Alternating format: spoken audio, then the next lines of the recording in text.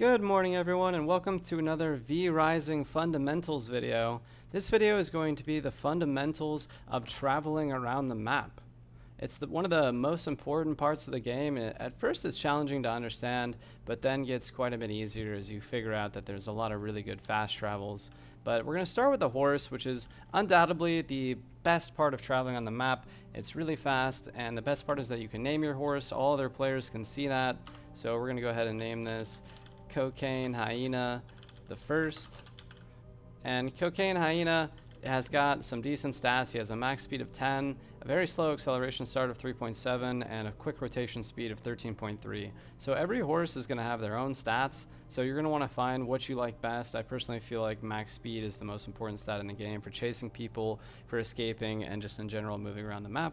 And then it shows you how long it can survive without water, and you can see it on the map as a horseshoe. As you can see, I got knocked off my mount here, and then I left a horse over here that died fighting this raid boss who wiped me for the last hour, and then I gave up. But so now that we got the horse, obviously riding the horse is very fast. You can ride them inside buildings and mines and wherever you want, and you also have this luxurious dismount feature with Q that just flings you off. It's very useful for engaging in combat, and if you get knocked off your horse, you will be dazed, similar to the battle right mechanic. And then additionally, you've got your travel forms like Wolf, which is going to make you pretty fast. Obviously not nearly as fast as the horse, but it's really good for moving about the map, especially when you're off your horse. Like for instance, if I leave my horse here and then I travel into this mine, I can kind of move around in wolf form whenever I feel like it. And then additionally, our other travel forms are going to be your rat form, which hides your level, your health bar, and your nameplate. It's excruciatingly great for hiding from players. Like literally players cannot see you when you're in a rat form, in a bush, or behind something, or in a pillar.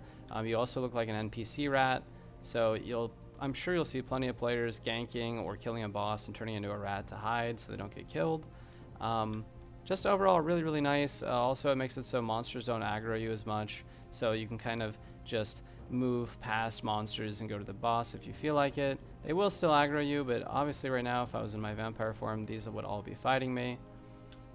Next I'm going to showcase the toad form, which I haven't really found a use for toad form. It does look cool though. It gives you 3 jumps, but I mean you could jump over resources I guess, and maybe up smaller cliffs and hills, but in general I don't really care for the toad form that much. And then the final form I'm going to showcase, excuse me, one more after this, is bear form. Bear form is really great for destroying resources and for just kind of hanging out. It moves at a fairly slow speed, but you have increased defenses, increased movement speed, and reduces damage by 25%. You also regenerate health slightly quicker, so it's a good just normal form to kind of hang out in. Lets you get some stuff done, and it's got that nice little stomp AoE. It's probably not as good as endgame weapons, but it's pretty good early game. You see we can one-shot trees with it. And then the final form is going to be human form, which is a really nice form. It allows you to walk around. I think these are bandits, so the bandits will kill you, but a lot of humans won't fight you. You can actually go and talk to NPCs and pick up quests and buy cosmetics in your human form. I think some of them will still attack you, but yeah, the paladins will attack you, and the priests that can kind of see through that guise. And then the last 2 things that we're going to go over is fast travel, which you can do from any waygate on the map, which are preset points on the map, to any other waygate on the map as long as you don't have resources in your inventory. And you can also use your own vampire waygate, which should be inside your castle, but I lazily just put it outside because I kind of ran out of space with my basic castle build here. But you would use this to teleport. I can't teleport while I have resources, so we'll chuck those away. And then I'm going to go ahead and show you the other fantastic system as well, which is the cave passage system, which does allow you to teleport with resources. It's very important to put your keep, your fortress, your castle, your keep, whatever you want to call it, on the other side of a cave passage, preferably somewhere really useful. Keep in mind you can move your castle, and you can have 4 castles with your clan mates. So you can place a lot of very good strategic locations with your keeps. And in one of my previous fundamental videos, we did talk about strategic castle placement. Obviously, this zone over here is the best in the game and will be the best spot for you to place your castle.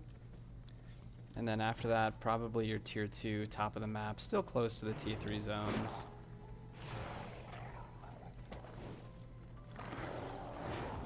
In wolf form, if you get attacked, you will be knocked out of wolf form, similar to if on your horse you get attacked, you'll be knocked off the horse.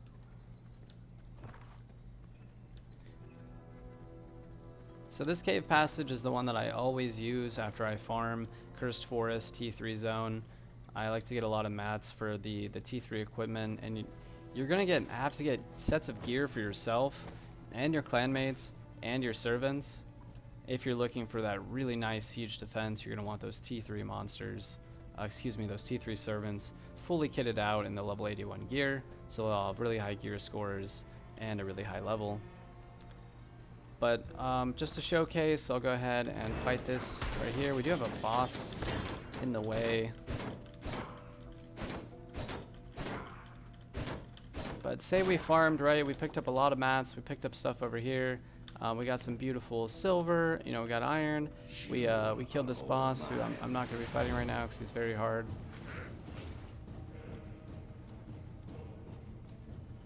But what we would do is we would come to this cave passage, which are going to be good points to gank people. They're going to be full of loot. And then we're going to turn into a bat and fly through the cave passage into the next zone. So now we are back at the top left of T2, and it'll be easy walk back to our base. Now, there's another cave passage in Cursed Forest up here, which lets out in the bottom left of the map in Farbane, which is why you'll see a lot of castles around here. And then there's one in Silverlight right here, which lets out in the bottom right of the map over, I believe here or here. So there'll be a lot of castles here as well, as players want that quick escape from the T3 zones to place their resources that they can freely travel with through the cave passages. So those are all the ways to travel in the game. You can also die and teleport back to any waygate of your choice or your own castle. You will take a durability loss upon death, but it's a really smart strategy to get rid of all your materials and just kill yourself really quick, or teleport in order to go stop a siege. There is a server announcement when a siege golem has been dropped on the map, so you will know when it is time for the siege, and you should always be prepared to help your servants and your clanmates defend your castle.